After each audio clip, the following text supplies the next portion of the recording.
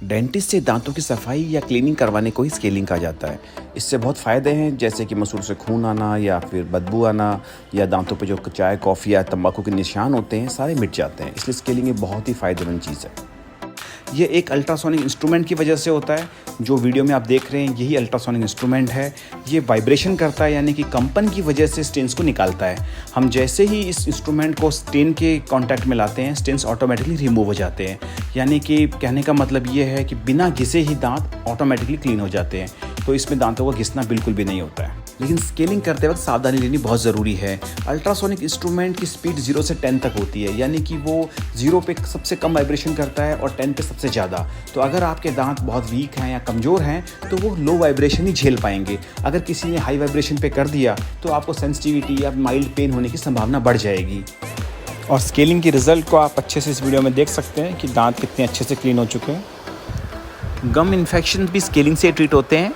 जो आप वीडियो में दांत के नीचे वाइट डिपॉजिशन देख रहे हैं, इसे हम कैलकुलस कहते हैं। इसकी वजह से मसूड़ों में खून आना, बदबू आना और दांतों का समय से पहले हिलना ये सब शुरू हो जाता है। इसी कैलकुलस की वजह से आगे जाके सारी गम डिजीज शुरू हो जाती है, जैसे कि पायरिया, जिससे कि हड्डी गलना शुरू हो जाती है और मसूड़ों से ज़्यादा खून आता है और दांत समय से पहले हिलने लग जाते हैं। इसलिए इसको रिमूव करना बहुत ज़रूरी है। इसको हम स्केलिंग से रिमूव कर देते हैं। देखिए जैसे हम इसको अच्छे से रिमूव कर रहे हैं। अगर इसको रिमूव नहीं किया जाता है तो यही गम्स को नीचे पुश करता रहता है, गम्स को धक्का देता रहता है, जिससे कि गम्स नीचे चले जाते हैं और पेशेंट को सेंसिटिविटी बढ़ जाती है। इस वाइट कलर के कैलकुलस के निकलने के बाद में हमें कालीपन सा महसूस होता है। ऐसा लगता है जैसे दांतों के बीच में जगह बन गई है, लेकिन वो धीरे धीरे गम्स उस जगह पे आ जाते हैं और कुछ ही दिनों में ये प्रॉब्लम सॉल्व हो जाती है। लेकिन स्केलिंग करने का फ़ायदा तभी होगा जब ये टाइम से की जाए। ज़्यादा लेट करने से यही गम इन्फेक्शन, जिसको हम जिंजिवाइटिस कहते हैं, पायरिया में कन्वर्ट हो जाता है। पायरिया एक हड्डी गलने की बीमारी है। एक बार ये बीमारी हो जाए तो धीरे धीरे मसूड़ों के बीच की जो हड्डी है वो गलने लग जाती है, जिससे कि दांत समय से पहले निकलना शुरू हो जाते हैं, ज़्यादा बदबू आने लग जाती है और भी गम्स की नई नई बीमारियाँ शुरू हो जाती है। इसलिए स्केलिंग को हमेशा टाइम से ही कराना चाहिए।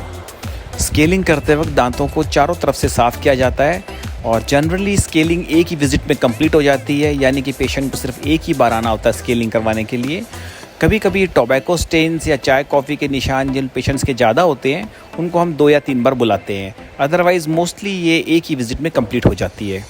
जब आगे के दांतों को अंदर से साफ़ किया जाता है तो स्केलिंग करने के बाद में पेशेंट को हल्की हल्की सेंसिटिविटी या खालीपन सा महसूस होता है, क्योंकि जीभ बार बार वहीं जाके टकराती है। ये दोनों प्रॉब्लम 2 या 3 दिन में ऑटोमेटिकली ठीक हो जाती है। इस केस में जो ये दांतों पे आप ब्लैक स्पॉट्स देख रहे हैं, अगर ये लंबे टाइम तक दांत पे रहेंगे तो ये दांत का रंग बदल देते हैं। इसलिए इनको टाइम से ही रिमूव करवाना ज़रूरी है। ऐसे स्टेन्स को क्लीन करना एक टाइम कंज्यूमिंग प्रोसेस है, इसलिए 2 से 3 विजिट ली जाती है। और अगर यही स्टेन्स लंबे टाइम तक दांत पे रहते हैं तो इससे दांत का रंग बदल सकता है, इसलिए इसको टाइमली रिमूव करना ज़रूरी है। और स्केलिंग करवाने के बाद में जनरली पॉलिशिंग की जाती है। पॉलिशिंग करने से दांत स्मूथ और शाइनी हो जाते हैं। स्पेशली उन केसेस में ये बहुत रिकमेंडेड है जब दांतों पे स्टेनिंग बहुत ज़्यादा रहती है, जैसे टोबैको स्टेन्स, टी कॉफ़ी के स्टेन से दांतों पे काफ़ी निशान रहते हैं। तब उन केसेस में अगर हम पॉलिशिंग करते हैं तो फ्यूचर में टूथ पे ये स्टेन चिपकने की संभावना बहुत कम हो जाती है। इसके लिए सबसे पहले पॉलिशिंग एजेंट को दांतों पे अप्लाई करते हैं। 2 से 3 मिनट वेट करने के बाद में माइक्रोमोटर मशीन से धीरे धीरे दांतों की पॉलिश की जाती है। ये पूरा प्रोसेस 15 से 20 मिनट का होता है और इससे टीथ एकदम स्मूथ और शाइनी हो जाते हैं। That's why polishing is always recommended after scaling. और स्केलिंग करवाने के बाद में कुछ प्रिकॉशंस लेना ज़रूरी होता है, जैसे कि 24 आवर्स तक बहुत गर्म और बहुत ठंडी चीज़ें लेना अवॉइड करें। अदरवाइज़ दांतों में थोड़ी झंझनाहट या सेंसिटिविटी हो सकती है। अगर 2-3 दिन के बाद में भी ये परेशानी रहती है तो आप एंटी सेंसिटिविटी टूथपेस्ट यूज़ कर सकते हैं। उस टूथपेस्ट को आपको दांतों पे 2 मिनट लगा के रखना है, फिर उसके बाद में हल्के हाथ से ब्रश करें।